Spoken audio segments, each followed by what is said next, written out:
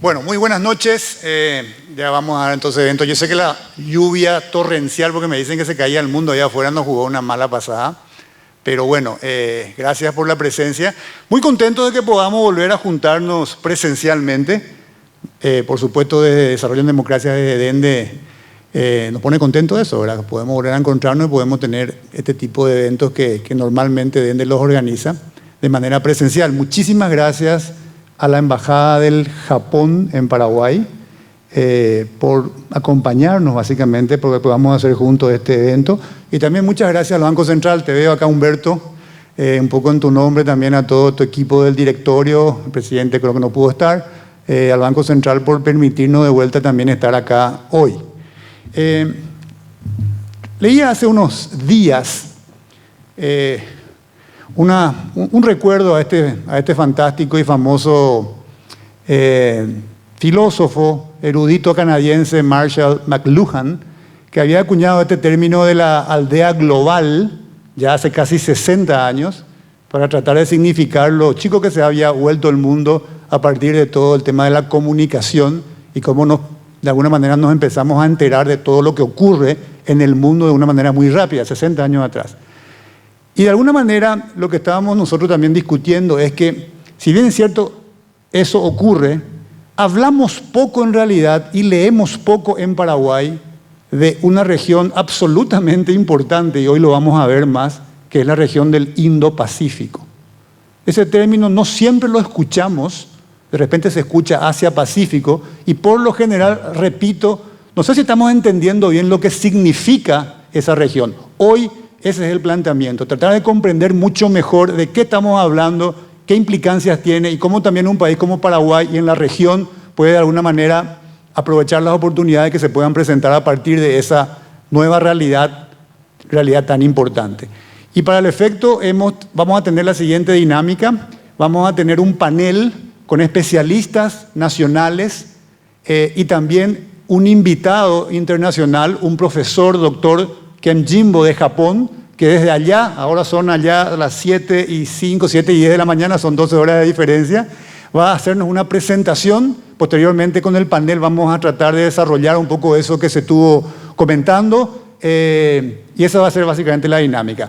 Previamente le quiero pedir tanto a la embajadora, que es una amiga de Paraguay, la señora Yoshi Nakatani, que pueda dar unas palabras de bienvenida, de explicación de lo que vamos a hacer también, y posteriormente Alberto Acosta, el presidente de Dende, va a tratar de enmarcar un poco sobre qué hoy vamos a conversar durante el panel. Esa es la dinámica y posteriormente vamos a pasar ya con nuestros panelistas. Embajadora, por favor, si podés dirigirnos unas palabras. Sí, si podés venir hasta acá y yo te doy el micrófono. O si querés te lo pongo acá más. ¿Preferís tenerlo? ¿Puedes poner esto? Ahí te lo pongo. Gracias, Jan. Y muy buenas noches, buenas tardes a todos, autoridades nacionales, miembros del cuerpo diplomático y organizaciones internacionales, consejo directivo y asociados de Dende. Gracias, presidente Acosta. Y señoras y señores, distinguidos presentes. Me complace saludar a todos los participantes en este evento patrocinado por la Embajada del Japón. Quisiera manifestar mi gratitud al presidente de Dende, Nero Acosta, y Jan, director, al señor Alberto Acosta Gobierno y a su equipo de trabajo por la organización y ejecución del diálogo sobre la situación geopolítica en la región Asia-Pacífico, oportunidades y amenazas para América Latina y Paraguay, seguridad, economía y democracia. Good evening, Dr. Jimbo. Thank you for participating. I'm sorry that to oblige you to get up so early, but we are very excited to hear from you. Como es sabido por todos, Dende cuenta con una vasta experiencia en coordinar debates de alta calidad que abarcan temas de distintos ámbitos de interés para el desarrollo de Paraguay y goza de reconocido prestigio. Hoy en día, vivimos en un mundo globalizado y uno no puede estar ajeno a los acontecimientos que tienen lugar en cualquier punto del mundo. Permítame mencionar la situación actual en Ucrania, porque tal vez ustedes no bien informados sobre qué está haciendo el Japón. La invasión de Rusia sobre Ucrania infringe la soberanía y la integridad territorial de Ucrania, que constituye la grave violación del derecho de Estado internacional que prohíbe el uso de la fuerza. Esta agresión de Rusia es un intento de cambiar unilateralmente el status quo, violando los fundamentos del orden de la comunidad internacional y no debe ser tolerado.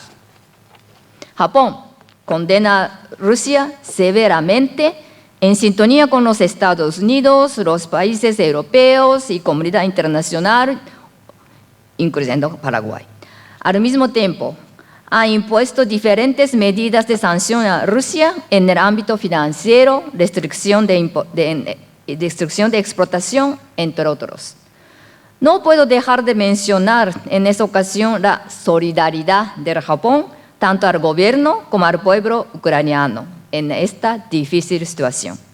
Y la decisión del gobierno del Japón y al gobierno como al pueblo ucraniano en esta situación, y la decisión del gobierno del Japón de suministrar equipamientos de defensa, medicamentos y asistencia humanitaria de emergencia. Rusia es el segundo mercado más importante para la exportación de la carne vacuna paraguaya. Además, debido a otros factores como la suba del precio de gasolina, escasez de fertilizantes, entre otros, se podía estimar una importante consecuencia económica en el Paraguay. Sin embargo, los valores como la soberanía, la integridad territorial y el respeto a los derechos humanos son fundamentos universales que deben ser defendidos por todos los estados de la comunidad internacional. Por eso, la situación de Ucrania no es un tema que afecta solamente a Europa, sino también a todos nosotros. Una realidad similar ocurre en Asia-Pacífico o en el Indo-Pacífico, que está siendo objeto de mucha atención como concepto geográfico más amplio. En dicha región se ha visto una escalada de lanzamientos de misiles y otras provocaciones por parte de Corea del Norte, así como el intento de cambiar unilateralmente el status quo por la fuerza, y actividades que aumentan las tensiones en los mares de China Oriental y Meridional. En este contexto, Japón está promoviendo el concepto de Indo-Pacífico libre y abierto. En signo inglés decimos FOIP. Una iniciativa para trabajar junto con aliados y socios por la paz y el desarrollo económico con países que comparten los valores universales como el Estado de Derecho, la democracia, la economía de mercado y la libertad de navegación, entre otros. Japón aprecia mucho Su Excelencia el Ministro de Relaciones Exteriores, Dr. Euclides Acevedo, durante su visita a Japón en noviembre pasado, haya expresado su firme apoyo a la realización de FOIP, a pesar de la distancia geográfica de Indo-Pacífico. Paraguay es un país consciente de los principios y el orden internacional basado en el Estado de Derecho. En el ámbito económico, la conectividad física y digital entre América Latina y Asia se está desarrollando de manera fructífera. Japón congratula al Paraguay, que está impulsando la construcción de corredor vía bioceánico, y yo misma he sido testigo presencial de la inauguración del primer tramo en febrero pasado, junto al excelentísimo señor presidente de la República. Esto demuestra que el gobierno de Paraguay reconoce la importancia de la región Indo-Pacífico para el desarrollo económico del Paraguay y que la defensa de los valores universales en dicha región no es una cuestión ajena, por lo que Japón colaborará estrechamente con Paraguay, ya que es un importante socio del concepto de FOIP en la comunidad internacional. Creo que el evento de hoy proporcionará una perspectiva para que los paraguayos de todos los sectores de la sociedad vinculen diversos acontecimientos de la comunidad internacional con el desarrollo del país. Al culminar mis palabras, manifiesto mis deseos de que este evento sea beneficioso para todos y que contribuya a afianzar aún más las relaciones de amistad entre Japón y Paraguay, que a partir del centenario celebrado en 2019 se viene encaminando hacia los 200 años de fructíferas relaciones diplomáticas. Muchas gracias y que se disfruten de este seminario.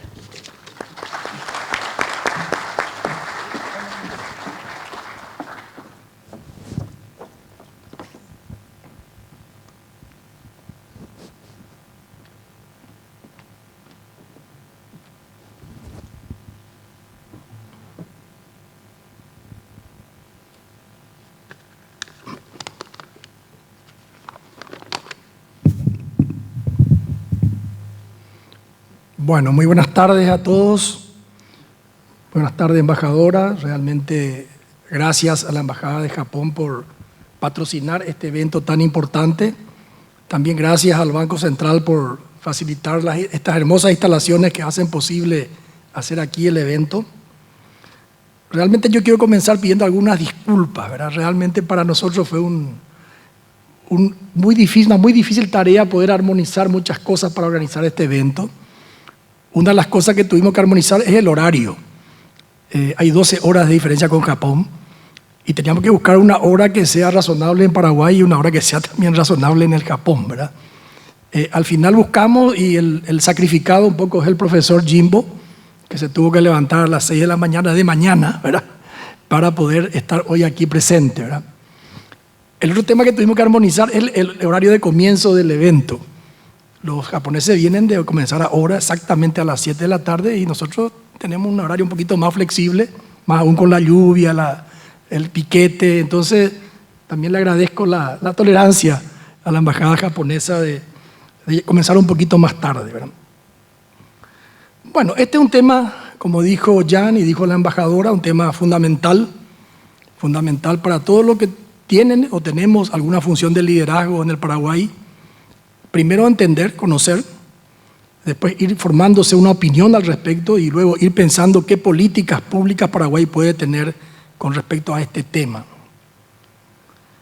Para hacer un pequeño recorrido histórico, el mundo durante mucho tiempo, prácticamente 500 años, desde 1400 hasta 1900, tuvo su centro en Europa.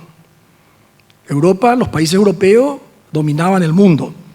Todos los países americanos éramos colonia de los países europeos. Toda África era colonia en gran parte. Una gran parte de Asia también era colonia. Europa era el centro del mundo. Y ahí se producían grandes conflictos, grandes guerras. Las últimas fueron realmente, prácticamente devastaron a Europa. Sobre todo la Primera y Segunda Guerra Mundial. Y producto de esa situación se movió el eje de poder en el mundo hacia América, la aparición de Estados Unidos como la nueva potencia emergente, y hacia Euroasia, de alguna manera, con la Unión Soviética. Durante todo ese periodo del 45 hasta el 90, 1990, el eje, la disputa por el poder estaba en América y Euroasia, y estaba básicamente en el Atlántico Norte, ¿verdad?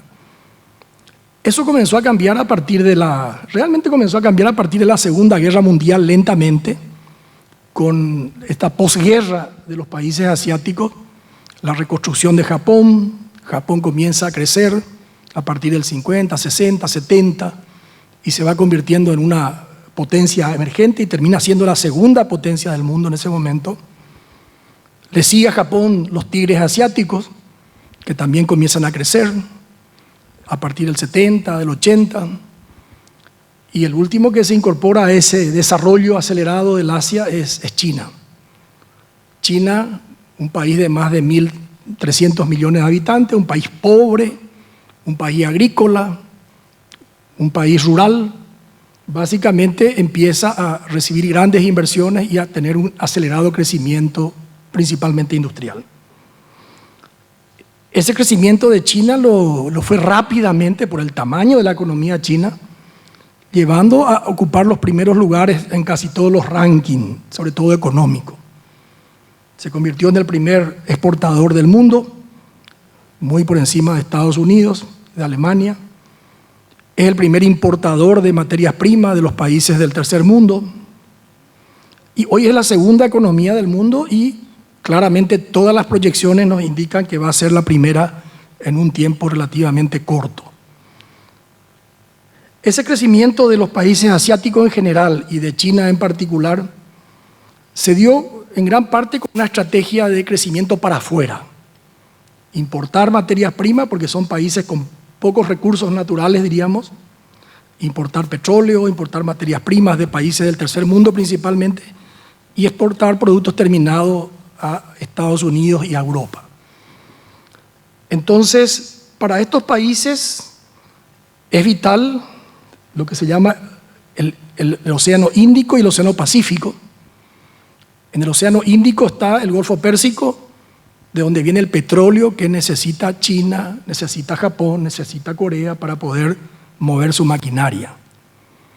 Prácticamente de ese Golfo Pérsico viene el 80% del petróleo que usa China. Viene el 75% del petróleo que consume Corea y cerca del 60% que consume Japón. Es por esa ruta marítima viene todo ese comercio, diríamos. También vienen las materias primas que vienen de África, principalmente. Y por ahí se van los productos industriales, principalmente a Europa. Entonces, esa vía marítima hoy es la vía más importante de comercio en el mundo en este momento. Fíjense que por la vía marítima se transporta casi el 85% de las mercaderías que el mundo mueve. 85%. Y el 50% viene por esa vía. Esa vía marítima es vital para el Asia y para toda la economía mundial. Y aquí quiero resaltar algunas cosas, ¿verdad? La vía marítima siempre ha sido vital, siempre ha sido vital. Y siempre ha sido cuestión de temas de disputas hegemónicas, justamente quién controla las vías marítimas. Por algo el Reino Unido sigue conservando Gibraltar, ese estrecho que permite unir el Mediterráneo con el Atlántico, ¿verdad?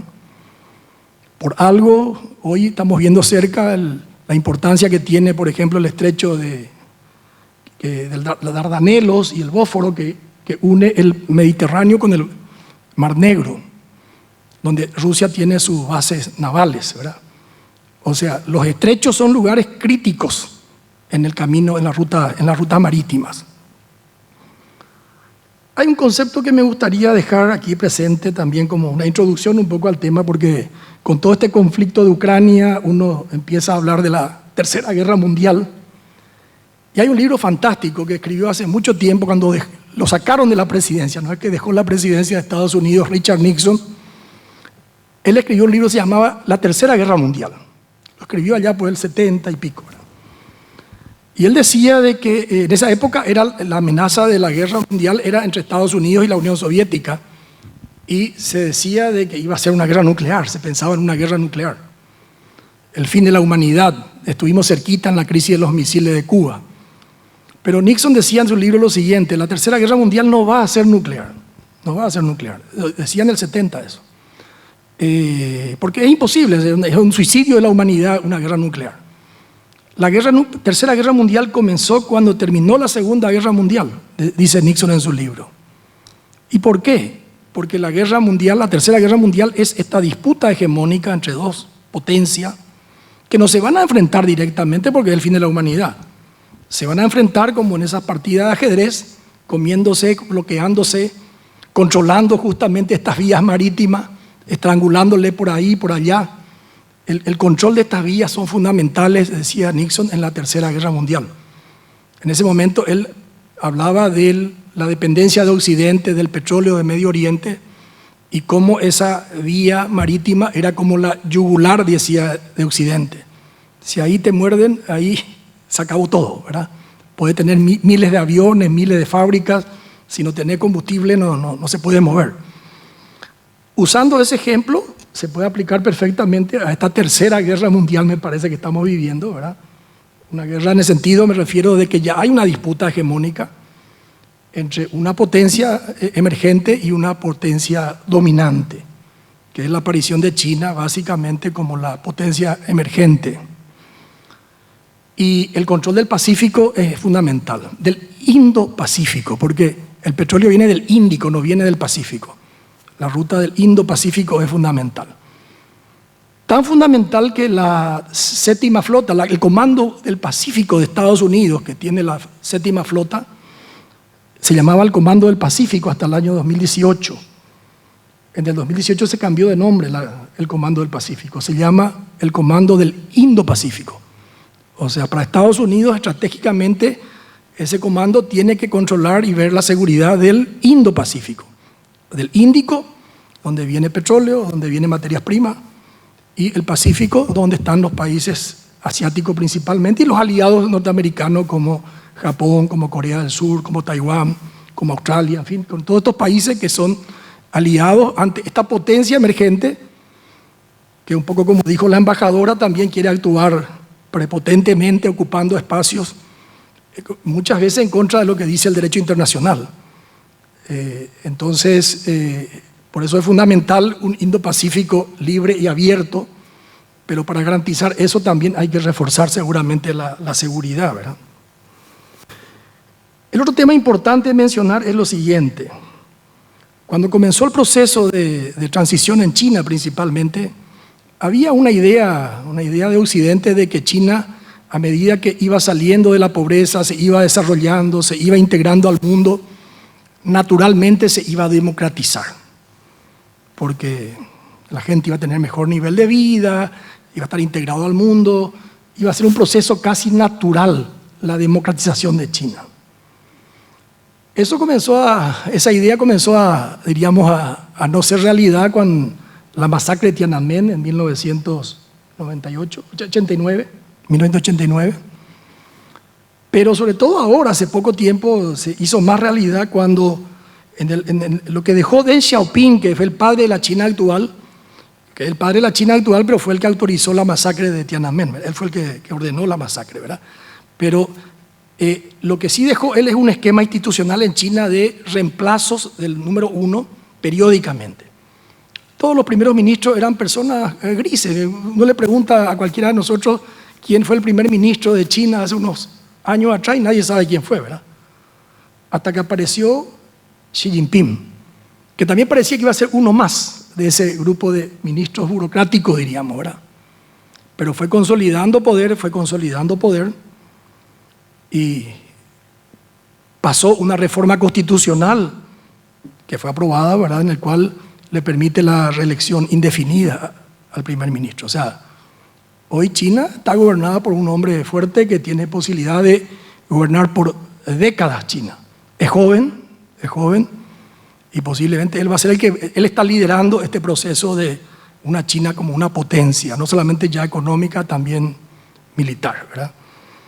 Entonces, ese es el Indo-Pacífico. Ahí está, en esas rutas donde, por ejemplo, hay dos estrechos que son críticos en esa ruta. Uno es el estrecho de Malaca, que está en Malasia, donde pasa casi la mitad del comercio mundial por ese estrecho. Y el otro es el estrecho de Taiwán también. Entonces, mucha de esta disputa que vamos a ir viendo para entender lo que va a ir pasando, es fundamental lo que pasa en el Indo-Pacífico, ¿verdad? Entonces, creo que para nosotros va a ser muy útil este espacio, este debate, escuchar al profesor, que es experto en seguridad justamente en el tema Indo-Pacífico, y escuchar a dos panelistas de lujo que tenemos, ¿verdad? El embajador Rubén Lescano y la embajadora Estefanía Laterza.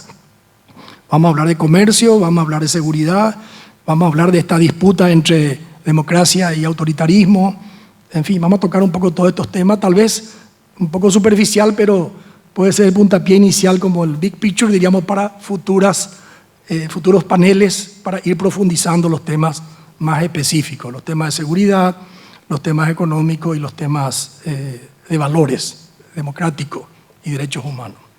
Bueno, muchas gracias y paso la palabra a Jan. Gracias Alberto, gracias embajadora.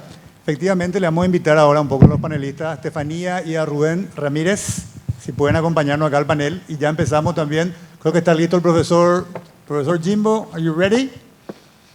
Ok,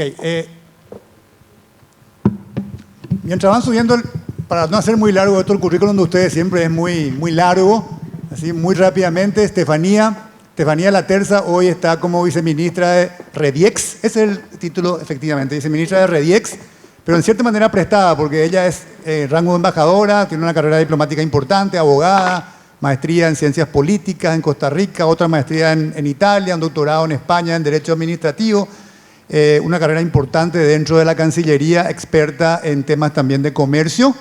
Y Rubén Ramírez Lescano, que fue canciller, también grado de embajador en licencia, creo que así se dice Rubén, hoy está al frente del directorio de un banco, Banco Interfisa, sector privado, pero también con una larga trayectoria, con trabajo en muchos países, trabajo diplomático, digamos, en muchos países, pues también viceministro y posteriormente canciller nacional.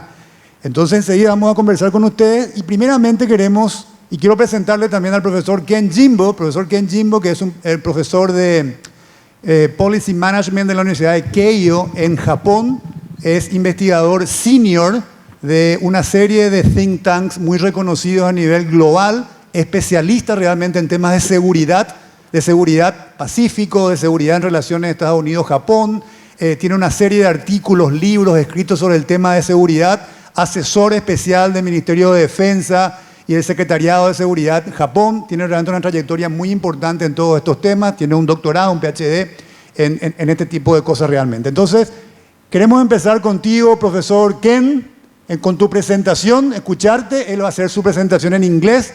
Ustedes tienen también un aparato de traducción, hay una traducción simultánea, aquellos que lo deseen utilizar, este es el momento, y posteriormente vamos también a tener este panel, esta conversación, tanto con Estefanía como con Rubén. Adelante, profesor Jimbo. Very much for your kind introduction. Good morning from Japan. I'm in the other side of the world, and good evening for all of you who are attending this seminar. My name is Ken Jimbo. I'm a professor at Keio University. I am very delighted to be part of this event, and I'd like to thank Dende for organizing this event, and also the Embassy of Japan, especially Ambassador Nakatani, for kindly supporting this occasion. I think that Indo-Pacific has been not so familiar concept, especially for people in Paraguay, and I think this event could be a great occasion to introduce what are the features, origins, and what could be the prospects of this concept. And then I hope that I could really become interface or facilitator to connect those concepts for the future relationship with Paraguay and also the wider relationship. So let me share my slide to make my brief presentation for at the outset. And I think I can give everyone a food of thoughts for further panel discussion. So here is the Indo-Pacific concept, and let me try to start by saying about the basics of it. So why do we care about the new concept called the Indo-Pacific? And I think I may say a few words about a couple of historical sequence and I think evolutions of the regional concept that we have in the past. So back in 1980s, when we saw that there has been the trend of rise of Asian economy, there has been the Korea, Hong Kong, Singapore, Taiwan, were on the rise, and especially after the end of the Cold War, there has been a lot of newly emerging economy that provides the destination for the investment and then also the growth of the trade and investment relationship. That really brings about to form the much more open-ended regional framework, such as Asia-Pacific Economic Cooperation, and also that there will be a more, I think, non-exclusive type of participating political relationship that could be also symbolized by the security consultation mechanisms, so-called the ASEAN Regional Forum. ASEAN is the 10 countries in Southeast Asia. They got together as a collaborative scheme, which actually create a strong influence in inviting major powers into the field of dialogue. And that have already started in 1980s. And during that time, the dominating regional idea was Asia-Pacific. So it's a very wide concept, and that really also outreach to the Latin America as well. As you know that the Peru is the formal participant of the APEC, and with a relationship with other Latin American countries through the Mercosur and also through the Pacific Alliance, there are lots of increased interface of those economic transactions through the evolution of the concept of the Indo-Pacific. That is, I think, the phase one. And the phase two in 1990s, interestingly, there has been the emergence of the concept called the East Asia, which is a relatively smaller grouping, but I think the importance here is that there has been the awareness of the, I think, being more autonomous, strategically autonomous region have been pursued, especially aftermath of the 1997 financial crisis in Asia. There was a huge shock in 1997 where we find that the major currency has been depreciated, and there has been the capital flight of the foreign funds from Asia. And then Asia needs to find its own rescue scheme and packages to save their economy. In that sense, that East Asian country, that is ASEAN 10 countries plus 3, which is Japan, Korea, and China, got together to find the place where they can actually help each other, especially in dealing with the Asian financial crisis. So that was the origin of the East Asia. But after those kind of accidental grouping processes, they have decided to regularize the meeting and now become a very important function to cover the comprehensive area of cooperation among those East Asian members. And the phase 3 is so-called the expanded East Asia, that is ASEAN plus 3, 13 countries, plus additional members like Australia, New Zealand, and India, that to organize the new political framework called the East Asian Summit in 2005. And also at the top of that, that also create a new opportunity to develop the economic cooperation scheme called the RCEP. And that is also based on the 16-country framework, but we were very disappointed to see that India have withdrawn from the process at the very end. So we have a 15 countries framework for the free trade and also the standardization of the business environments framework under the RCEP scheme. So that was called the expanded East Asia. And during that time, there has been the growing awareness of the rise of China has been quite an issue for everyone. And then those regions may need to find some institutional balancing aspects because China has become very big. And I think no single country in East Asia can actually deal with the Chinese problem solely by itself. So I think there has been awareness that we need to bring in the external power to balance China altogether. This is the huge reason why the EAS, the East Asian Summit, has also invited the United States, and also the Russia. This has become a huge issue right now because of the wake of the Ukraine crisis. But those two countries have also been involved in the East Asian Summit as a formal member since 2011. So that was, I think, the prelude to the wake of Indo-Pacific in 2010s. Now, coming back to the Indo-Pacific, why it matters.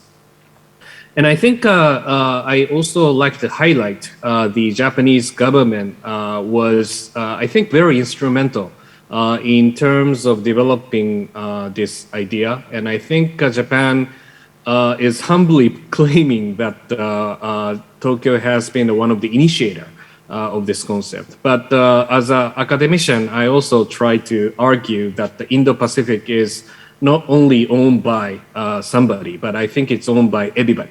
So it is everybody's agenda because everybody has a different national interest and prioritization of how they can pursue the national interest. And then Indo-Pacific can survive if everybody in the town can claim the copyright of this concept. And this is, I think, a very important. So Indo-Pacific can be for everybody.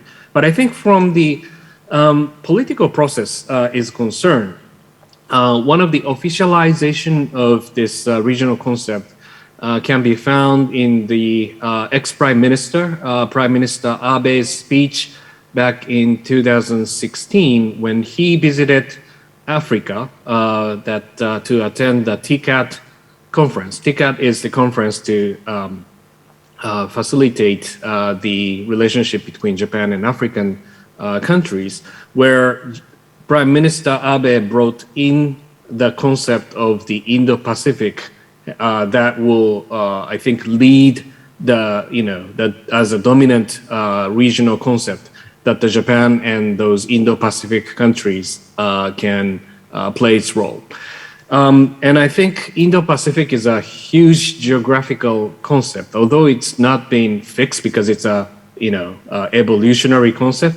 But the basic notion here is to connect the two geographical concepts. One is the ocean, so the maritime concepts to connect the Pacific Ocean and also the Indian Ocean all together to find those kind of connectivity of the two seas, and also the connectivity of Eurasian continents and Eastern Africa. And I think that is also the huge context that connects the Asia, South Asia, Middle East, and Eastern Africa as well. And I think today's audience may find where's Latin America in this Indo-Pacific concept.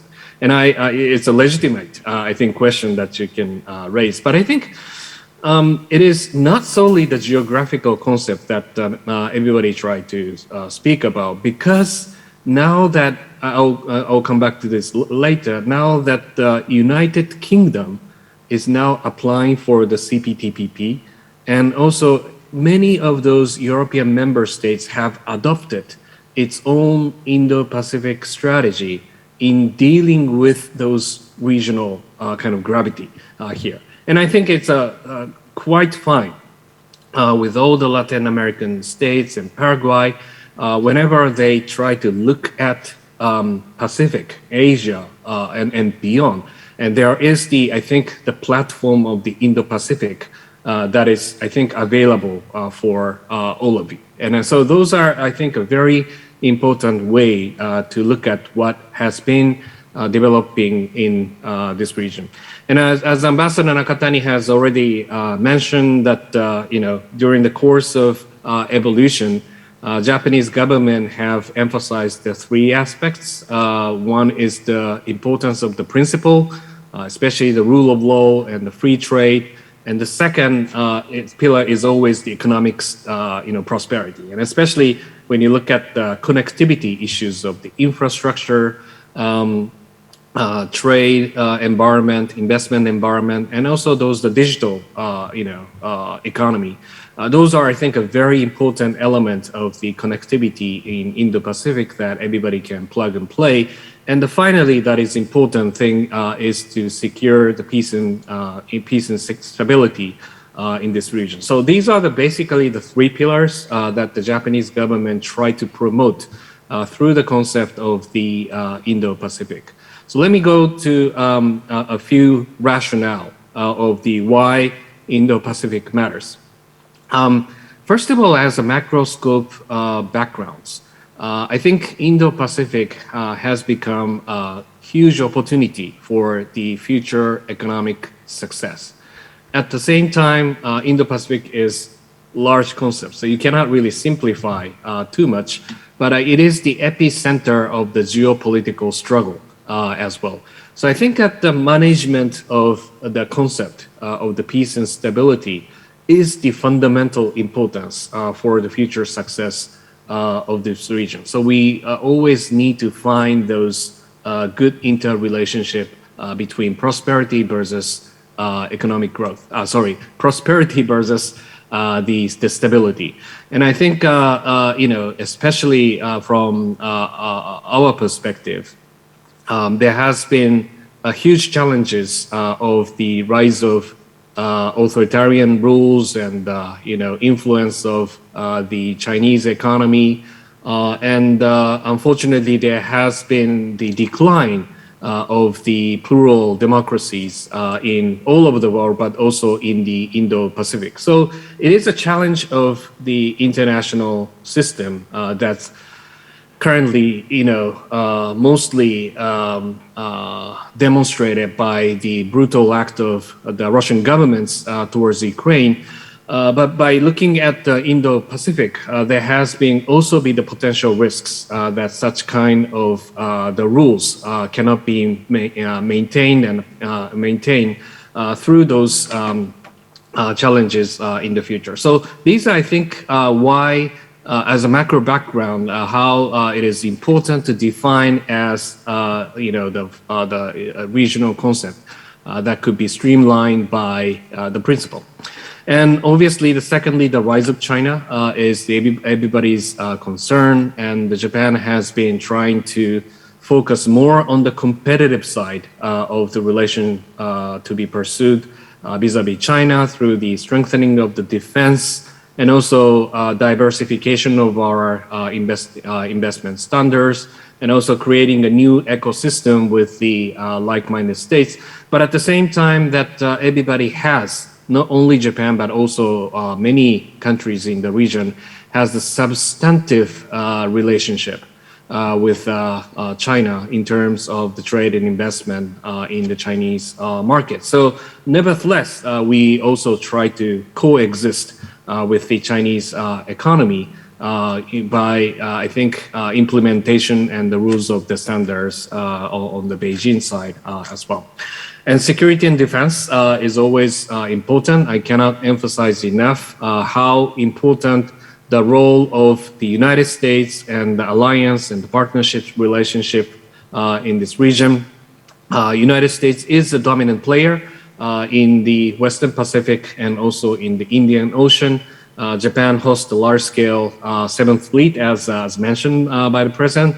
And also that really creates the stability standards for how to manage the deterrence and defense vis-a-vis potential hotspot like a Korean Peninsula. North Korea has been developing nuclear weapons and missiles, and over Taiwan Straits. I recognize that the Paraguay's long-standing good relation with Taiwan is very much taken note, but at the same time that the very stability of Taiwan has been heavily challenged by the Chinese pressure to change the status quo potentially by force. And then the maritime stability issues in East China Sea, South China Sea, Malacca Strait, and also towards the Indian Ocean. And I think securing the sea lanes of communication is the vital status for the economic stability in the region as well. So finally, on the geo-economic issue, and I think a panelist can help me to develop those stories as well. But I think there has been the huge business interest. At the same time, there are public sectors who are also trying to empower especially the infrastructure investments subjects, and also the connectivity standards, and also try to create the official arrangement to reduce the tariffs and create the better kind of business transaction standards for private sectors to, play a better roles in this region. And I think a core of those initiatives can be found in the CPTPP agreements. That negotiation has materialized with the 12 countries, but unfortunately that the United States have pulled off, withdraw from these processes. But the good news is that the original form of the TPP is dead, but TPP standards still survived, and we revived even without the United States to form the TPP 11, nations, the frameworks. And what we are now seeing is the additional applications from the United Kingdom and also China and Taiwan. At the same day, they have applied. And very interestingly, now we find Ecuador from the Latin America, who is officially now, raised the voice that they are interested in as a member, becoming a member of the TPP. And there has been a growing kind of potential of the infrastructure investments because there are enormous, demands that this region may need for those investments, where we need a massive amount of the finance for creating the better infrastructure for the future development. So the World Bank, individual ODAs, and also Asian Development Bank have been facilitating the important role in this financing processes. But recently that the China comes into a very important alternative player by organizing Asian infrastructure investment bank. So I hope that those are like a win-win processes, but what creates our concern is that there are different kind of standards of the investment and financing process, which may, creates the ruined, sustainable types of the investment can be organized, which leads to the future processes quite difficult. So that those are, learning processes that has been taking place in the geo-economic areas. So let me complete by mentioning a few agenda for the future. First of all, I think it is quite a challenging task whether this Indo-Pacific can lead the liberal international order in the 21st century. We do have a WTO, and we have the IMF as a global standards, and I think those business practices should be very important to create the environment that every business can actually share those rules and standards all together. But the alternative model of the economy has been on the rise, and especially by China, who has been implementing its own domestic economic policy. With the rise of the Chinese tech giants, China is also capable in exporting its own digital economic ecosystem in many of those regions. And vice versa, the United States has also been looking inwards than before.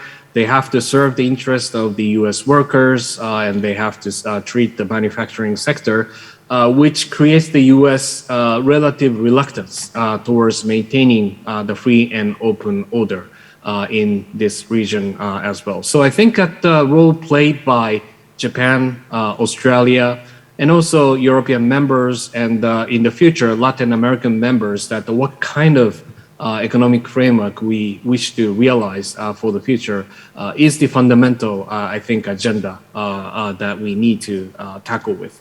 And last 2 points is the security, very important. The implication of the Ukraine crisis to Asia is enormous, especially we are closely assessing what will be the lessons learned for China, especially over Taiwan?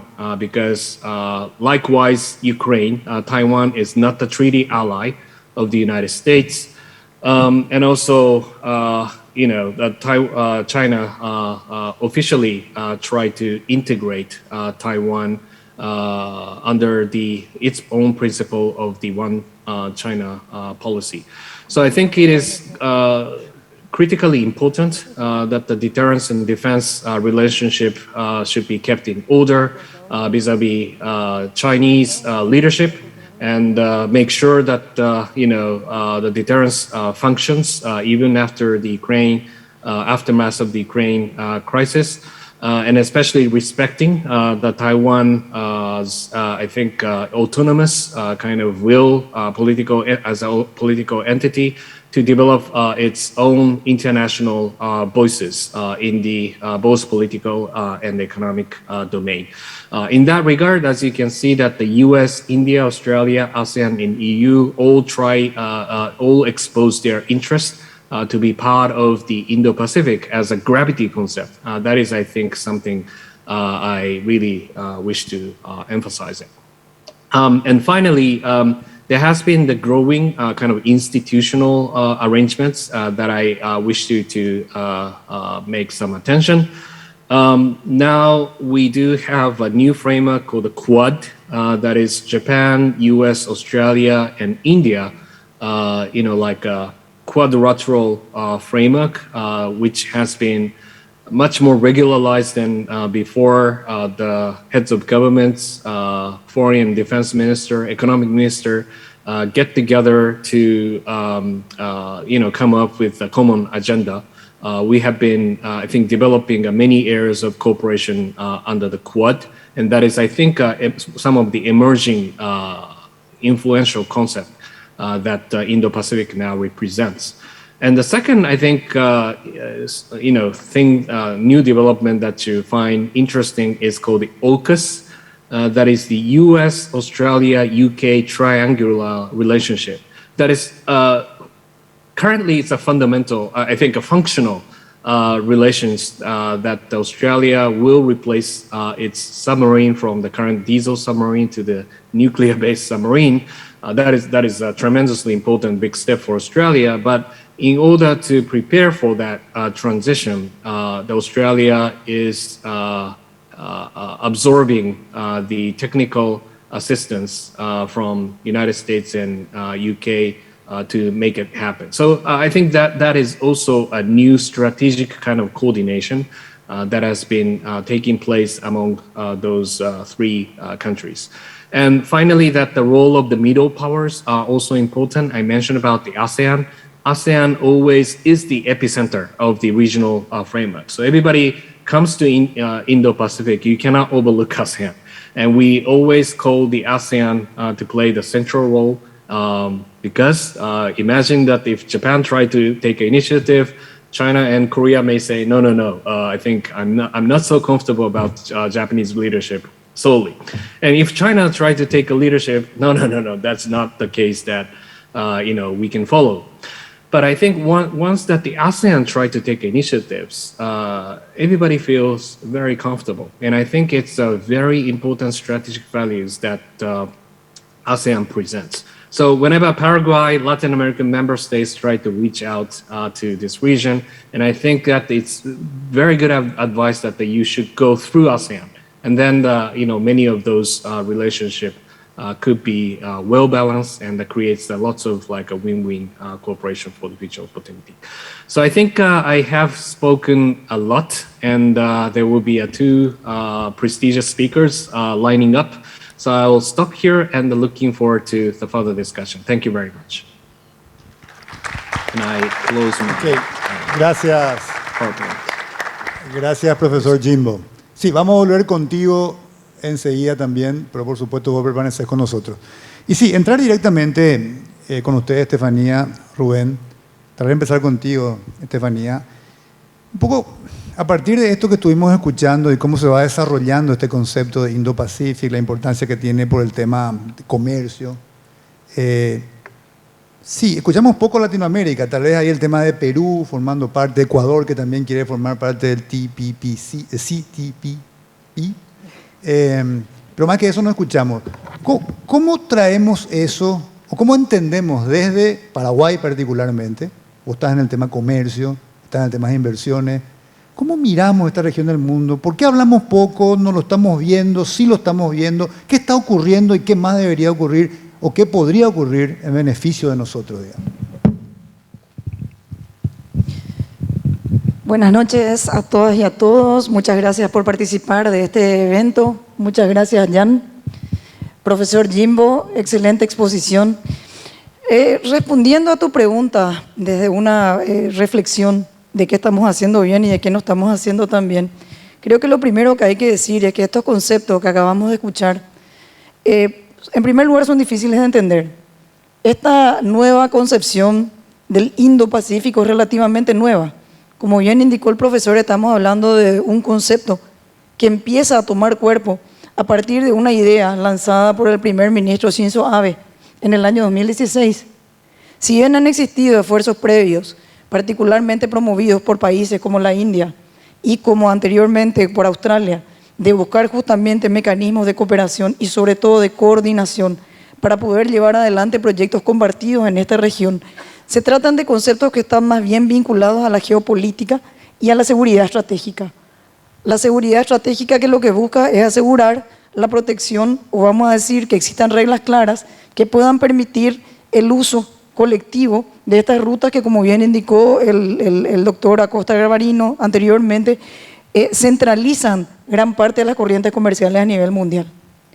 Dicho esto, desde la región de Sudamérica particularmente y desde Paraguay, los conceptos en los que tenemos nosotros que centrarnos tienen que ver más bien en cómo aprovechar las oportunidades que se generan en esta importantísima región del mundo. Y digo que es esta importantísima región del mundo porque, en primer lugar, concentra gran parte de la población del mundo. Prácticamente, sumado a China e India, tienen 2/3 partes de la población mundial. Y si bien es una región que también tiene unos índices todavía muy elevados de pobreza y existiendo unas desigualdades bastante notorias, también es cierto que es una de las regiones que más ha tendido a crecer en los últimos 30 años, comenzando por los procesos primarios de industrialización que alcanzan a determinados países, obviamente entre ellos el Japón, Corea. Posteriormente pasamos a una segunda ola de industrialización que alcanza a otros países con enorme potencial, entre los cuales, por supuesto, resalta China. Y países como Vietnam, países posteriormente como Indonesia, como Filipinas, con un gran potencial, con enormes mercados, con gran potencial, hacen de que exista hoy una nueva mirada hacia el Asia. De China se viene hablando hace mucho, se viene hablando desde la década del 80, cuando ya en los debates en Estados Unidos se hablaba justamente de la marea amarilla, se hablaba de el gran potencial de crecimiento que tenía este país, pero yo creo que no fue sino hasta el año bien entrado, el año 2000, que en América del Sur, en América Latina en general y en América del Sur, comenzamos a entender la relevancia de esta región y empezamos a entender el poder que tienen sobre todo estos mercados por dos razones. En primer lugar, por su enorme demografía y en segundo lugar, por su gran poder de producción. En los últimos 30 años, si se fijan, gran parte de las manufacturas mundiales se desplazaron hacia el Asia, particularmente hacia China, pero también alcanzaron a otros países, el caso, como dije ya, de Vietnam, el caso de Indonesia, el caso de India, Bangladesh. Entonces encontramos de que empieza a aparecer una dependencia muy grande de estos mercados y consecuentemente un poder extraordinario que hace justamente que un país como China tenga la posibilidad de cambiar las reglas de juego en cualquier momento. Esto obviamente representa una oportunidad, por un lado, para aquellos que quieren producir en las mejores condiciones de competitividad posible. Producir un determinado bien, vamos a decir una camiseta en China, costaba centavos contra un precio mucho mayor que podía verse en Europa, en Estados Unidos e incluso en la región latinoamericana. ¿Sí? Entonces, esta situación, este desplazamiento, vamos a decir, de los centros productivos hacia esta región, empieza a generar una dependencia bastante importante de la que empezamos a darnos cuenta pasado el año 2010 y de la que se comienza a hablar todavía más fuerte cuando Donald Trump llega al poder en Estados Unidos y empieza a hacer notar que los empleos y la industria manufacturera se había desplazado mayormente al sudeste asiático y estaba centralizada en China. Nos encontramos entonces en un escenario de guerra comercial bastante importante que nos afecta a todos. Este escenario, por un lado, representa una amenaza, ciertamente, siempre en las confrontaciones hay una amenaza latente, pero también representa una enorme oportunidad para la región y para Paraguay. ¿Cuál sería esa oportunidad? Eso justamente quería llegar. Diste la descripción, oportunidades concretas. ¿Y qué estamos haciendo en ese sentido como política pública, por ejemplo, para aprovechar una oportunidad? ¿Cuáles son y qué estamos haciendo? A tu primera pregunta, en primer lugar, ahora se está dando una reconfiguración del mundo. Estamos viendo que muchas de las fábricas, de las manufacturas que se habían instalado en China principalmente, comienzan a desplazarse por dos razones. En primer lugar, porque empiezan a conseguirse incentivos que permiten desplazarse hacia otras regiones, entre ellas América del Sur, generando cadenas de valor regionales. Ya no tenemos nosotros ese concepto de un mundo donde tenemos un centro productivo gigante, sino tenemos una tendencia al desplazamiento, haciendo que esos centros de producción se ubiquen en diferentes regiones del mundo. ¿Qué tiene que ganar América Latina y qué tiene que ganar el Paraguay? ¿Y cómo aprovechamos esas oportunidades? Mucho. Tenemos nosotros ya un primer experimento, como todos saben, tenemos en el Paraguay, hemos logrado producir manufacturas que van ligadas a la producción del sector automovilístico. La autoparte, la maquila. Las autopartes, exactamente. Maquila, digamos que es un régimen que se aplica para poder incentivar ese tipo de industrias en Paraguay. Pero en realidad lo que tiene de relevante es que en este momento en Paraguay se están fabricando partes de automóviles que posteriormente van a Brasil o van a Estados Unidos formando parte de una cadena que se vuelve más eficiente con la injerencia de productos manufacturados en el país. Entonces, este es un modelo que nos está dando buenos resultados a nosotros aquí en el Paraguay. Las exportaciones, como han visto, solamente de estas manufacturas de autopartes, el año pasado solo, en el año 2020, que fue un año fuertemente de pandemia, que había golpeado a muchos sectores, creció en un 36%. Esto habla justamente del enorme potencial que tienen este tipo de encadenamiento productivo y en la agregación de valor a la producción, generando con eso réditos que se vuelcan en el país ¿Qué y otros que crean sectores, industrias. ¿Qué otros sectores, por ejemplo, pueden aprovechar esa situación que describiste? El sector textil, el sector químico farmacéutico, son sectores que nosotros tenemos identificados aquí en el Paraguay como sectores con gran potencial por la capacidad que tenemos y por la competitividad que tiene el Paraguay. Lo que hizo China en su momento, que fue justamente generar competitividad, es lo que nosotros ahora estamos haciendo. Y en ese sentido, el mundo se muestra propicio porque tenemos una oportunidad de captar ese desplazamiento de las cadenas de valor a las regiones para poder sumarnos a esa tendencia y albergar industrias que pueden servir precisamente para poder generar partes de procesos productivos regionales que van a terminar mejorando la competitividad de la región. Es decir, aquí ya no estamos pensando nosotros solamente desde una producción interna para un consumo interno, estamos pensando en industrias que sirven para poder abastecer a mercados mayores, con lo cual esa limitación, ya ahí terminó la idea, ¿verdad?, que tenemos nosotros en términos de mercado, los 7 millones de habitantes que tenemos, ¿verdad?, ya no resulta un problema, porque en realidad nosotros estamos mirando a un mercado ampliado y no solamente de una perspectiva coloquial, porque siempre decimos tenemos los 300 millones de habitantes que tiene el Mercosur con el Mercosur ampliado, pero ya no es solamente eso, eso es una realidad hoy en día y eso es importante entender. Ok, gracias Estefanía. Voy a volver un poquito después sobre el tema de desplazamiento y cómo aprovechamos. Rubén, una de las cosas que también cuando planteamos esto, conversar un poco de la situación, por supuesto geopolítica, económica, pero también esto que se habla siempre del tema de valores, el tema de la democracia. Pareciera ser que estamos, muy compenetrados, que el modelo a seguir es la democracia liberal, pero también pareciera ser que hay otro modelo que no les ha ido tan mal. Algunos hablan de la democracia iliberal, ese tipo de cosas, digamos. Y de alguna manera cuando vemos esta presentación y lo que va ocurriendo, particularmente en la emergencia de China, pareciera que confronta con otro modelo, un modelo que también tiene su éxito. ¿Cómo hay que entender eso? Porque por otro lado también, esto le quiero preguntar después al profesor Jimbo, pareciera ser que la lógica de balance de poder depende de la presencia de Estados Unidos, que tiene su propio modelo, digamos. Entonces, ¿cómo hay que entender eso? Muchas gracias, Jan. Antes que nada, muy buenas noches. Un placer y un privilegio compartir con ustedes tan interesante debate. Señora embajadora del Japón, muchas gracias por organizar. A Dende, Alberto, a vos, Jan, la oportunidad de estar con ustedes hoy. Realmente, una reflexión importante es entender de que el Asia tiene una identidad muy diferente y hay que conocerla a profundidad. ¿Y en qué sentido digo a profundidad? El Asia no tiene una definición geográfica como América Latina o como el continente americano. Tampoco tiene una identidad cultural como la Unión Europea. El Asia está integrada por países con distintas culturas, con historias diferentes, con enfoques distintos desde el concepto de gobierno, de territorialidad, y al mismo tiempo tienen valores que podemos resumirlos como común denominador entre todos estos países. El primero es que el concepto de territorialidad, el concepto de soberanía es clave. ¿Por qué es clave para estos países? Porque fueron colonizados, fueron invadidos en reiteradas ocasiones y sostener su soberanía para todos estos países es fundamental.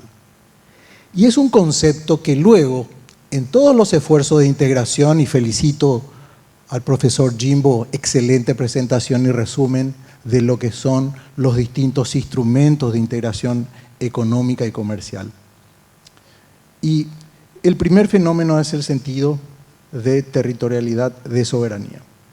Hay un segundo elemento, es que es un enfoque desde la perspectiva de que tienen diferentes modelos que conviven en cuanto a las relaciones socioeconómicas. El asiático piensa distinto al occidental en el sentido de que no es tan importante el individualismo como la comunidad. Y el desarrollo está concebido desde la comunidad y que como consecuencia del beneficio de la comunidad y de la sociedad recibe el individuo una mejor calidad de vida. Pero el individuo no está por encima de la comunidad. Y eso explica algunos modelos de gobierno que vamos a analizarlo. El tercer elemento que hay que comprenderlo es de que los países asiáticos en ninguno de los casos, desde los más exitosos hasta los más internacionalizados y democráticos hoy, prosperó bajo un modelo de mercado. Todos fueron concentrados en políticas de Estado implementadas y ejecutadas por los gobiernos. Ninguno de ellos. Entonces, es otra de las variables distintas del concepto de libre comercio. Hay un cuarto enfoque de que por todos estos elementos, hay varios más que podemos ir desmenuzando y podemos hablarlo, pero en atención del tiempo, por todos estos elementos ha sido muy difícil de que los países del Asia cambien, en primer lugar, un principio y un valor. En los acuerdos comerciales que vemos, ellos tienen siempre el concepto de flexibilidad en los acuerdos, porque la sociedad necesita ser flexible para poder comprometer el desarrollo. Y el otro elemento es de que no sean vinculantes los acuerdos. ¿Qué significa no sean vinculantes? Que existe una gran diferencia respecto de cómo vemos en América Latina, cómo se han integrado los acuerdos comerciales de la Unión Europea, como el gran problema de todos los instrumentos comerciales del Asia, APEC, ASEAN, etcétera, es que estos acuerdos no son de cumplimiento estricto y no hay, al igual que el Mercosur, esa es una igualdad que tenemos, no hay supranacionalidad, porque ningún Estado está dispuesto a conceder su soberanía. Y ese concepto en el que se ha evolucionado y varios países al internacionalizarse evolucionaron, pero ahí jugaron un papel preponderante en materia comercial, primero a través del Acuerdo General de Preferencias Comerciales, el GATT, que luego se transforma en la Organización Mundial del Comercio, y al mismo tiempo la necesidad de expandirse y expandir el comercio a nivel global. ¿Y cuál es la particularidad que vemos contestando sobre los conceptos de valores, principios, democracia? En el Asia están conviviendo modelos distintos. Por una parte tenemos los más democráticos e institucionalizados, Japón, Corea del Sur. Tenemos a Taiwán, que es dentro de un territorio en conflicto, es democrático, elige. Corea del Sur antes de ayer eligió al presidente. 0.003 fue la diferencia entre ambos candidatos y hay un nuevo presidente como resultado de unas elecciones sumamente reñidas, pero hoy todos se alinearon al nuevo mandatario que asume próximamente. Entonces, hay países democráticos, hay países autocráticos, comunistas como China, Vietnam, hay países autoritarios como Corea del Norte, y otros que podemos mencionar también, pero esa interrelación es clave. Y China tiene un papel gigantesco. ¿Por qué tiene un papel gigantesco? Porque es el principal mercado del planeta hoy día. Estados Unidos tiene 24 trillones de PIB.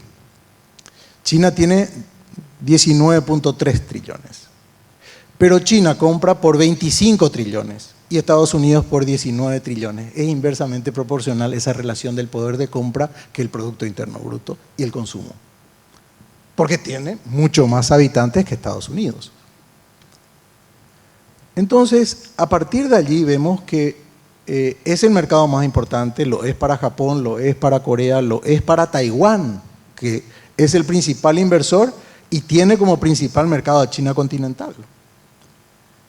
Lo es para Estados Unidos, que está en una controversia gigantesca y que puso en tensión al mundo, y no solamente por una cuestión mercantil. Ahí está en juego el poder real. Yo, de la mano de un tutor del gran maestro Ramírez Boedner, tuve la oportunidad de conocer personalmente a Henry Kissinger. Y en uno de estos debates de almuerzo, de intimidad, de relación que tenía el embajador Luis María Ramírez Boedner, hablábamos sobre el enfoque de Estados Unidos y el desafío que planteaba el desarrollo de China para el mundo, pero particularmente para el liderazgo global norteamericano.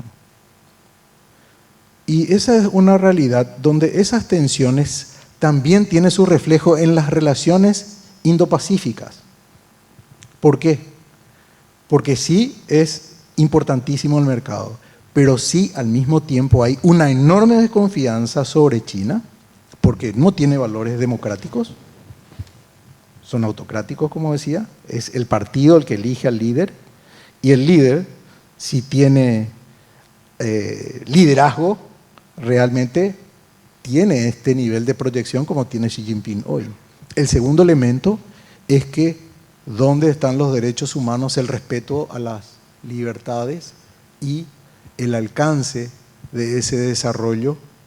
Y nuevamente entra ese concepto de que lo comunitario está sobre lo individual. Pero ahí te quiero parar, pero ¿hasta dónde importa, en términos reales, digamos, ese tipo de situaciones cuando también China utiliza, nosotros conocemos mucho el término geopolítica y usamos menos geoeconómica, el geoeconomics, utilizar el elemento económico, el comercio, la inversión, también con objetivos seguramente geopolíticos, ¿verdad?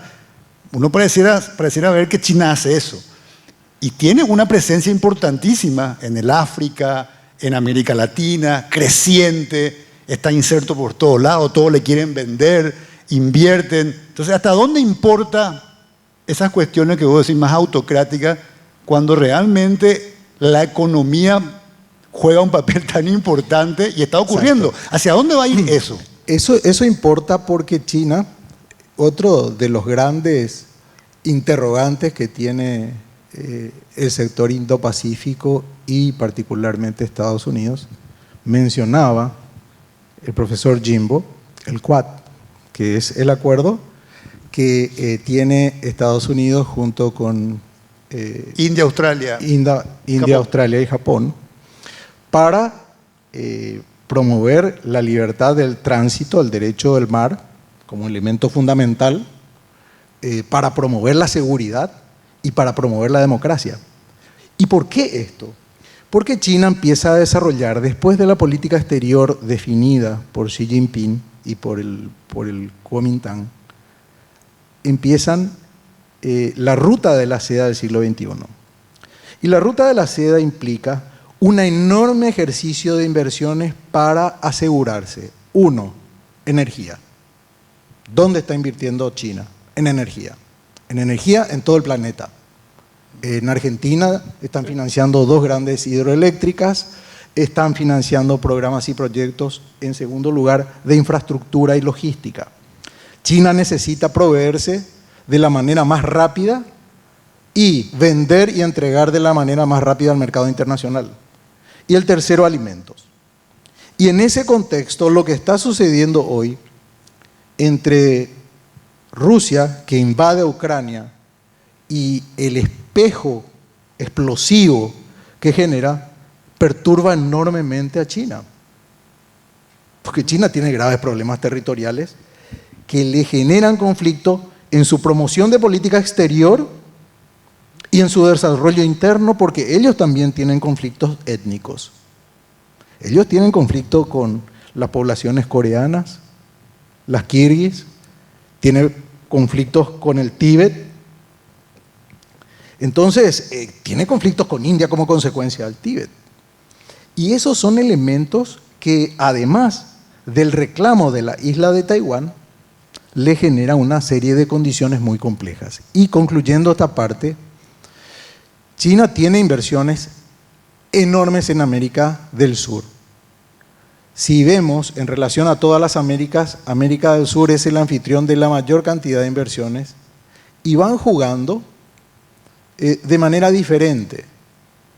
Donde hay mayor capacidad de desarrollo productivo, de transformación, de valor agregado, invierten en el privado. Brasil es un ejemplo. Huawei hoy tiene el 80% del mercado brasileño de producción de telefonía móvil. Es un ejemplo, porque en Brasil invirtió 2.3 trillones de dólares, China. En México, que no es América del Sur, pero América del Norte, invierte en los swaps, disponibilidad, financiamiento directo al Estado. En Argentina hace lo mismo, porque hay debilidad desde el punto de vista de las políticas públicas y de las libertades económicas y comerciales.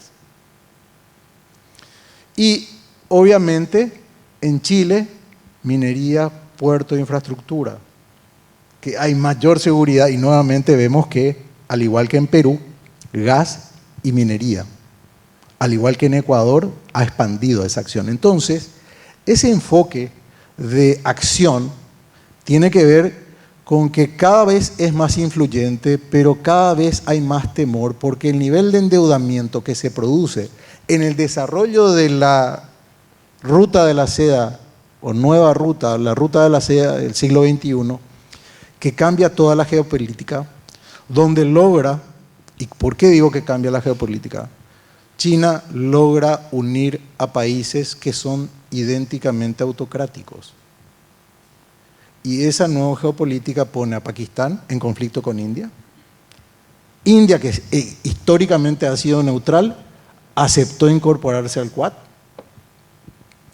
Se une con Pakistán, se une con Rusia, Kazajstán, Kurdistán, y toma enormemente con inversiones gigantescas en el África. Y el gran problema y la gran desconfianza, no sé si porque así lo quiso China, porque así salieron las cosas, es que el nivel de endeudamiento de estos países no es sostenible para estos países y se están quedando con los activos más importantes de estos países. Entonces, también hay que ver hasta qué nivel y qué profundidad esas acciones se desarrollan.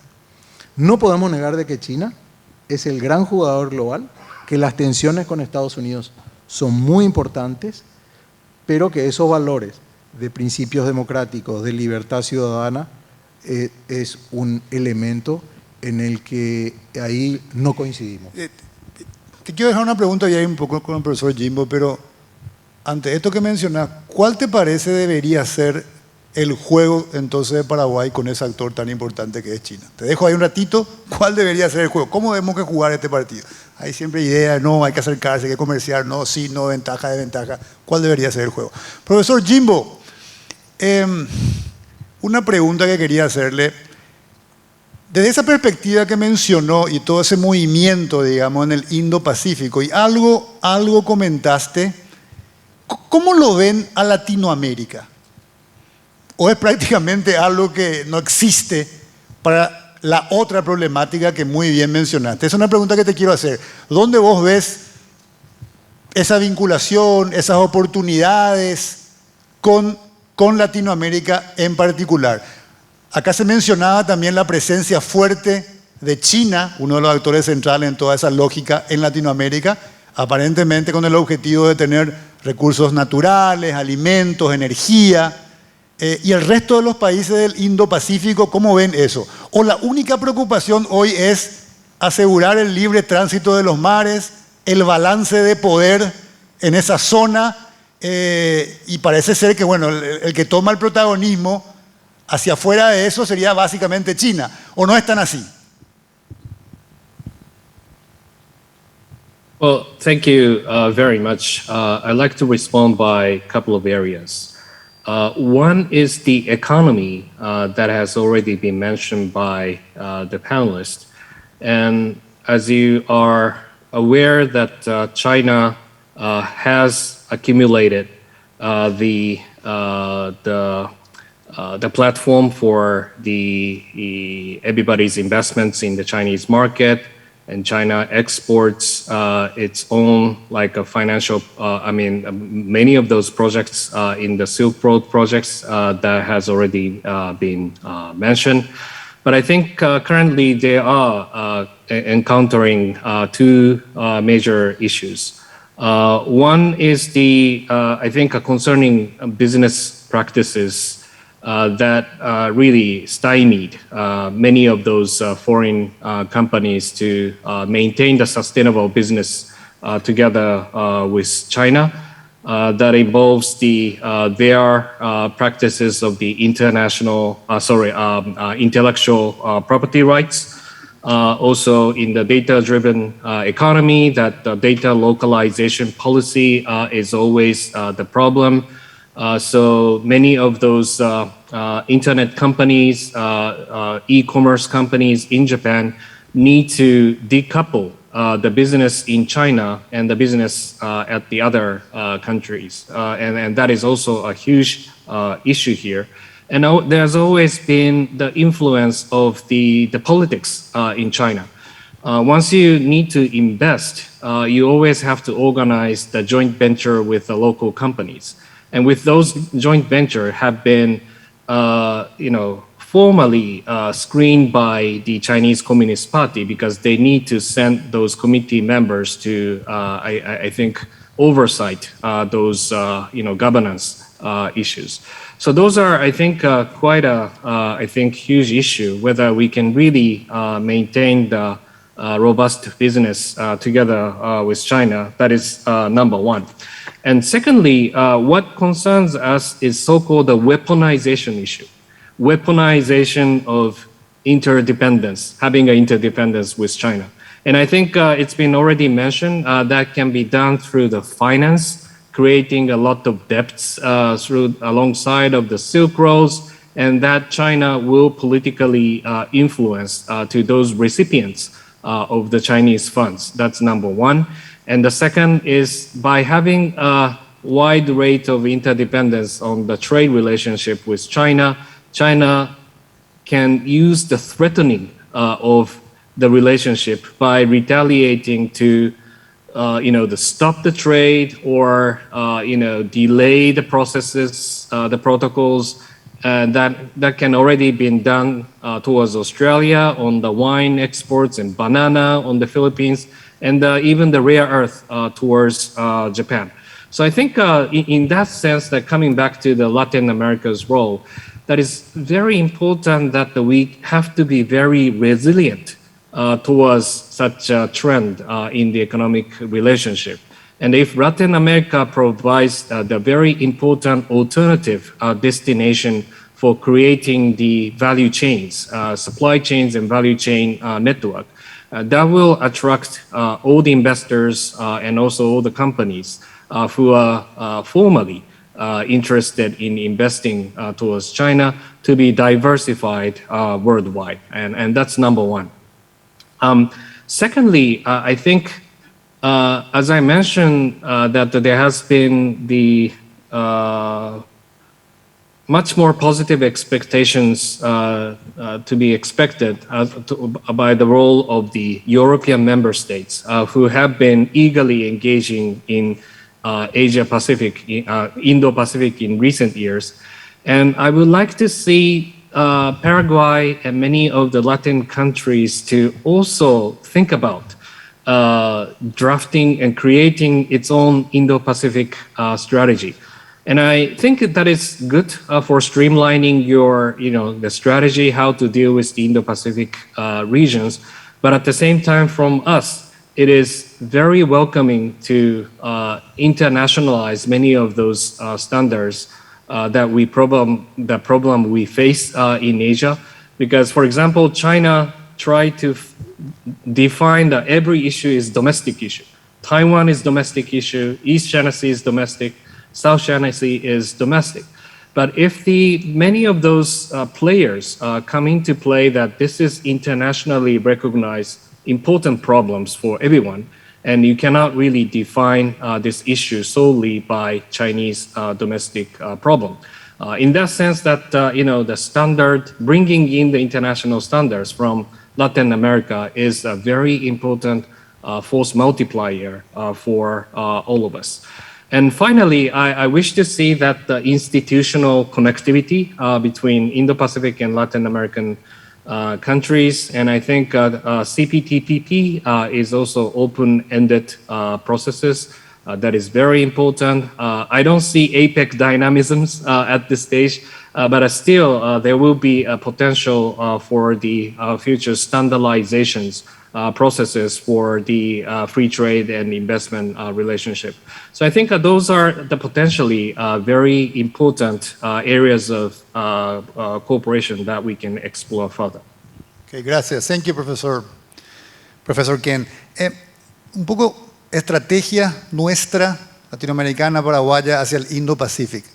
Asumiendo eso que vos mencionabas también al principio, Estefanía, de que está ocurriendo este tema de deslocamiento o, digamos, cadenas de valor que puedan venir, y asumiendo de que puede ser interesante tener una estrategia, que también asumo que no la tenemos muy claramente, ¿cuáles deberían ser esos pasos a seguir para tener una estrategia y una mayor presencia, si eso es conveniente, en esta zona del mundo? ¿Se trata de tener una presencia de la diplomacia económica más afinada? ¿Se trata de más, qué sé yo, embajadas? No necesariamente. ¿Qué vos dirías, qué paso deberíamos dar hacia construir una estrategia como esa, si eso realmente nos conviene? La primera respuesta, sí, por supuesto que es conveniente. La segunda tiene que ver con una falencia que tenemos nosotros y que es muy común, que tiene que ver con la falta de planificación. Si nosotros miramos hacia el Asia, vemos justamente que aquellas naciones que se han desarrollado más rápidamente han sido aquellas que han logrado elaborar una planificación compleja y detallada a corto, a mediano y a largo plazo. Han invertido en conocimiento, han invertido en educación, han masificado la educación, han generado una inteligencia que les permite entender cuáles son las fuerzas dominantes en el mundo para poder aprovechar las corrientes en beneficio del desarrollo de estos países. Emulando ese modelo, nosotros deberíamos hacer lo mismo. Lo primero que tenemos que hacer es entender que la zona del Indo-Pacífico no es una sola, es decir, no es una sola realidad, como bien señaló Rubén, son realidades muy divergentes, muy distintas las unas de las otras, que ofrecen diferentes oportunidades. En segundo lugar, tenemos que entender que China no es el único país de la región del Indo-Pacífico.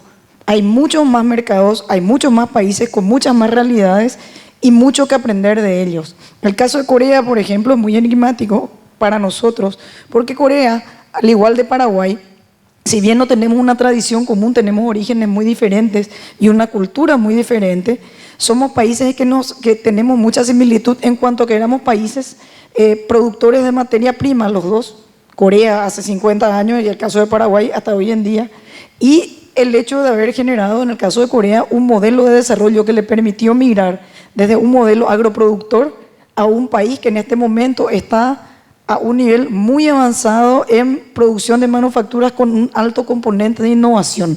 Entendiendo eso, lo primero que tenemos que hacer es entender mejor cómo tenemos que proceder con nuestra planificación, entender qué queremos del Asia, a dónde tenemos que llegar. Lo segundo es, para nosotros fundamental, lo que venía diciendo el profesor Jimbo muy claramente, no podemos apostar a una sola relación. Si algo nosotros entendimos aquí en el Paraguay, y creo que eso quedó demostrado con las dos últimas crisis, la del 2008-2009 y con la reciente crisis del COVID, es que necesitamos diversificar mercados, necesitamos ampliar nuestra oferta exportadora y necesitamos ampliar y diversificar los mercados para no tener una dependencia excesiva de un solo mercado. China, como bien señalamos aquí sucesivas veces, es un país que está tendiendo a aglutinar vínculos de todo tipo. Lo hace a través de la inversión, lo hace a través de una estrategia de penetración muy bien pensada, lo hace a través del comercio, del manejo de los precios de las commodities, del manejo inclusive de la incidencia en los precios de la energía. No me refiero solamente al petróleo, me refiero a diferentes tipos de producción energética. Entonces, tenemos que entender que crear una dependencia excesiva, eso en algún momento va a terminar siendo contraproducente, porque desde el momento que se produce un declive o hay una crisis importante, automáticamente eso redunda en un perjuicio. Paraguay ha salido muy bien parado en las dos últimas crisis, las que acabo de mencionar, y lo ha hecho de una manera adecuada justamente porque ha tenido, o no sé si fue la inteligencia, la planificación, o más bien fue un hecho aleatorio que se dio a raíz de diferentes coyunturas, de poder tener diferentes mercados, de tener una oferta que se fue apreciando justamente a raíz de esta injerencia de China que hace que suban commodities que produce el Paraguay y que eso hace que hayamos podido hacer las cosas bien. Entonces, primero planificación, segundo inteligencia en el sentido de conocer mejor qué está pasando, tercero entender que existen diferentes realidades, cuarto es generar presencia, porque nosotros no podemos conocer si es que no tenemos una relación más directa. Hoy tenemos, para recordarnos, embajadas en esta región tenemos en India, en Corea del Sur, Japón y Taiwán. Así y Australia. es correcto. Sí. Y sin embargo, no tenemos embajadas, ni siquiera una presencia de oficinas comerciales en países como Vietnam, no tenemos en Indonesia, no tenemos en Malasia, Singapur. no tenemos en Singapur. Estamos negociando, por ejemplo, y ahí viene el otro aspecto que creo que es muy importante, al que hay que referirse, que es la negociación de acuerdos de libre comercio. ¿Verdad? Que si bien es cierto, tanto el Mercosur como en el caso de el Asia, los mecanismos, ¿verdad?, no llegan a constituirse en unas comunidades como el caso, por ejemplo, de la Unión Europea, porque efectivamente no hay una supranacionalidad, pero sí existen acuerdos que son posibles de celebrar, justamente trabajando exclusivamente en los aspectos comerciales. Y ahí volvemos al debate, es decir, en este sentido, la democracia y los valores compartidos importan, y yo creería que si bien tienen una relevancia a la hora de entenderse, a la hora de comerciar, debemos aprender a pasar por alto, digamos, ese tipo de circunstancias, es decir, el hecho de no tener idénticas formas de gobierno y diferentes sistemas de vida para centrarnos en lo que importa, que es justamente el comercio. Creo que eso es muy relevante de entender. Si nosotros miramos a países como el caso del Uruguay, por ejemplo, lo hacen muy bien, porque entienden el mundo en términos de intereses estratégicos y dejan quizás un poquito de lado la falta de estos valores compartidos. Me parece que es la manera más inteligente de autopercibirnos como un jugador que, aunque pequeño, puede tener una gravitación muy importante. Un país pequeño tiene problemas pequeños, un país grande tiene grandes problemas. El tamaño en ese sentido nos juega a favor. Ok, gracias, Estefanía. Nos queda como 5 minutos más. Quiero una última para que termine el profesor Jimbo, pero volviendo a la pregunta que te había hecho, Rubén, también vinculado con esto, digamos, ¿qué rol tiene que jugar Paraguay? Y te agrego, no solamente con China, sino seguramente también con todo el resto, la ASEAN, que prácticamente no estamos con ninguno, una relación muy importante.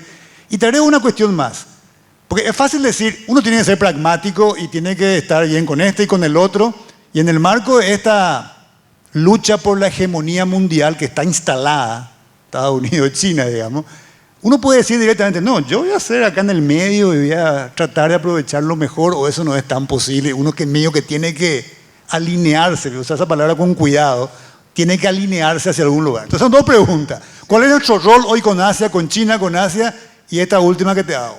Yo, en primer lugar, desde el punto de vista geopolítico, Paraguay es un actor importantísimo. ¿Por qué importantísimo? Porque está asociado con la democracia, las libertades y los principios y valores republicanos nacionales. Ese es un elemento clave desde el concepto geopolítico. Es el país económicamente más abierto de América Latina y sostiene esa visión a lo largo de los años. No se interrumpió, aún con gobiernos ideológicamente con tendencias más de Estado, en esa relación sociedad-Estado-mercado, digamos, más de izquierda, como el de Fernando Lugo. Esa conducta comercial y económica de Paraguay fue invariable. Se atendieron todos los conceptos de mercado. Y ese es un elemento importantísimo. Es el único país en América del Sur que tiene relaciones diplomáticas con Taiwán. Es un país que, a pesar de que pierde como consecuencia de la guerra entre Rusia y Ucrania el 20% de su mercado de carne, que significan unos 700 millones de dólares de exportación a ese mercado, con toda sensatez, desde mi perspectiva, es mi opinión, condena ese ataque porque realmente hubo una ruptura de la soberanía de una nación y se pasaron por alto todos los elementos. Ahora bien, lo que tampoco veo es la responsabilidad más allá del discurso y la retórica de que qué bien estás haciendo, Jan, tu trabajo, y de pronto el equilibrio del esfuerzo no es compensado. ¿A qué me refiero? China necesariamente va a generar un movimiento económico porque va a seguir creciendo, es el país que más va a crecer este año. Y para nosotros representa una pérdida enorme no tener relaciones comerciales. ¿Y por qué digo una pérdida? No solamente por el desequilibrio de nuestra balanza. Paraguay importó el año pasado y el año antepasado más o menos igual, entre 5.300 y 5.100 y pico de millones de dólares de productos de China. Claro, nosotros estamos ejerciendo la libertad del comercio, pero comerciar con China es prácticamente imposible. En primer lugar, porque no tenemos los acuerdos que nos permitan la certificación sanitaria, fitosanitaria para la agricultura, la ganadería. Y Paraguay buscó los modelos, los mecanismos y va llegando. Triangulando. Argentina, triangulando. Esa triangulación tiene un costo para Paraguay de 1.200, 1.300 millones de dólares año. Y ese costo no es compensado. Recibido. ¿Cómo se compensa eso? Vimos en los últimos años, y tengo que felicitar a Taiwán, abrir su mercado de la carne, pero no es suficiente. Ahora no podemos aportar nuestra producción porcina. Y Taiwán no abre todavía al porcino, que sí se va a China vía Uruguay. En segundo lugar, Estados Unidos hizo un esfuerzo importantísimo con las vacunas y ahora hemos visto un paso importante con la carne.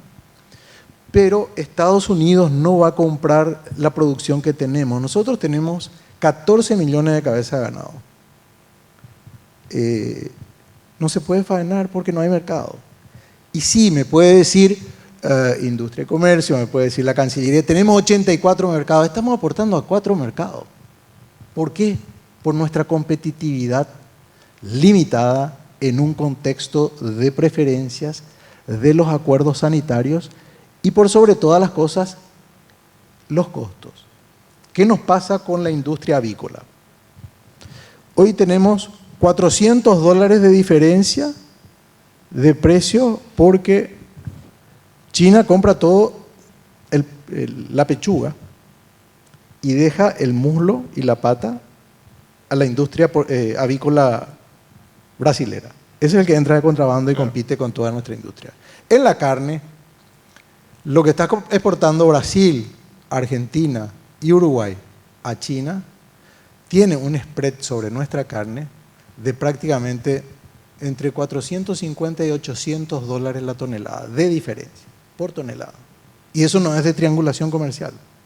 Eso del precio al que ellos le están vendiendo por encima del nuestro por los mercados. Nosotros le vendemos a Chile, gran parte de nuestra exportación vacuna va a China. Le vendemos a Uruguay. Los uruguayos no pueden consumir tanta carne y ellos son productores. Pero entonces, ¿cómo compensamos ese costo de no poder hacerlo? Lo que creo que hace falta una visión integral. Yo soy muy crítico de la cooperación, que utilizando los términos muy en boga ahora, que va hacia la oligarquía. Los grandes viajes de senadores, diputados, etcétera, no sirven para Paraguay. Paraguay necesita fortalecimiento, ampliación y profundidad institucional. Necesitamos mejorar la previsibilidad, necesitamos mejorar la educación. Pero hay también ese tipo de cooperación, creo yo que tiene que darse más. No en ese sentido, porque eso no es útil. Paraguay no necesita solamente ese tipo de cooperación. Paraguay necesita mercado. Y el desarrollo del sector privado se va a movilizar solo. Entonces, ahí tiene que estar la compensación. Yo creo que es esa una compensación necesaria. Debería seguir, pero debemos compensar y sin casi dádivas, como que pedirle a sin nuestros dádivas, socios. sin limosna, Claro. es decir, eso de instalar, mira, qué Entiendo. amigo mío porque me da plata. No, Pero eso, sirve, eso no le implica sirve a también esa conversación con los taiwanes y los Estados Unidos con de todos, este planeta. con todos los aliados de Ese es el tipo de compensación. Yo creo Perfecto. que eso es clave. Genial, entiendo. Para terminar ya, profesor Jimbo, de vuelta, pedirte una reflexión desde tu mirada del Indo-Pacífico, tu especialidad en temas de seguridad, de este tema del conflicto Rusia-Ucrania. ¿Qué significa esto? ¿Qué se va a reconfigurar a partir de eso, te parece? ¿Por qué ocurre esto geopolíticamente? ¿Qué señales envía? Una reflexión sobre eso y cómo afecta esa situación, diría ya al mundo, no solamente al Indo-Pacífico. Sure. Very quickly, the fundamental issue that we need to look at is the Ukraine crisis implication on the China-Taiwan cross-strait relationship, because there are so many similarities, but we can also identify the differences. The thing is that if Russia was able to swiftly swipe over the Ukraine government within a few days, that will give a very bad lessons for the security of the Taiwan Straits. But with Ukraine, very brave resistance, delayed the process of the Russian aggression, and the world community has created the global sanction against Russia. And that is also creating a very important strategic calculation for the Chinese leadership. So I think we will try to maintain a deterrence and response towards Taiwan, and that is something that we need to keep in contact. And finally, I think Japan need to reorient its policy towards Russia as well. In the previous configuration, in order to deal with the rise of China, Japan adopted more like a cooperation policy towards Russia since 2013 national security strategy, so that we can actually allocate our resources how to deal with China, and partial expectation that the Chinese and Russian interests can be somewhat diversified in terms of how they deal with Asia. And something we want to avoid is the China-Russia entanglement in every strategic issue they face with Asia. So we are try to look at the exploiting some differences between the interests of Russia and the interests of China. But I think this strategy is no longer effective, since Japan needs to really confront Russia of this very important principal issue. So it's a tough time for Japan, and I think for the world community have to deal with this authoritarian aggression. And I don't want to frame it as a simple authoritarian grouping, because everybody has a different strategic interest behind the scene. But at the meantime, it is more, I think, competitive areas we need to get through. And this is I think, a tough moment for everybody to deal with this. And I hope that this kind of, principal issue, there are lots of values to be shared between Japan and Paraguay. And I hope that this momentum will be further explored in our bilateral relationship. Thank you very much. Muchas gracias, profesor Jimbo. Bueno, muchas gracias. Estamos ya terminando. Gracias, Estefanía, Rubén, profesor Jimbo.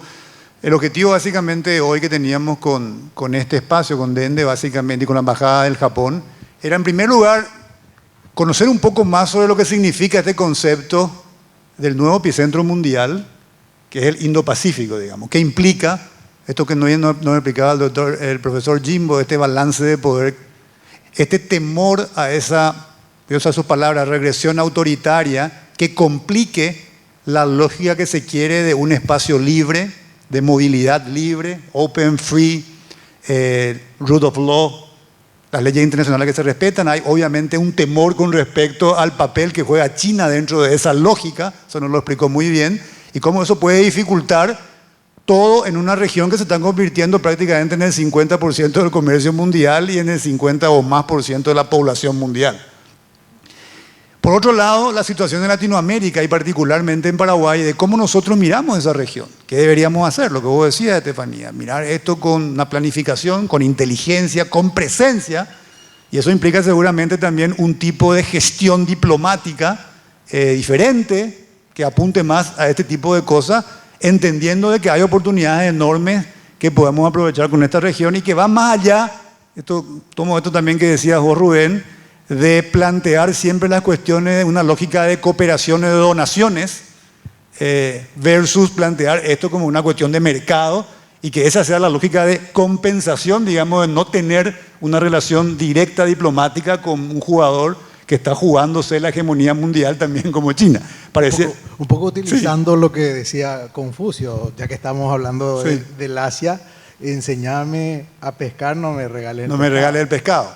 Y eso también pasa por girar un poco el tipo de relacionamiento de gestión diplomática y comercial que tenemos que tener dentro de esa lógica, digamos. Y bueno, y básicamente eso es lo que nos va a permitir seguramente tener un mejor aprovechamiento de esta nueva situación. Obviamente esto es un primer pantallazo, una primera presentación, para que obviamente nosotros también como sociedad vayamos pensando mejor en las estrategias que necesitamos seguir para encarar esta relación con el Indo-Pacífico, entendiendo claramente después de lo que vimos hoy, que este es el epicentro, el nuevo epicentro mundial, y ahí se van a desarrollar muchas de las cuestiones que van a ir definiendo, digamos, las cosas en el planeta. Muchísimas gracias, nos extendimos un poquito, pero bueno, creo que valió la pena. De vuelta, gracias Estefanía, gracias Rubén, y sobre todo gracias, thank you Professor Jimbo. Very nice to hear you, to meet you. Thank you.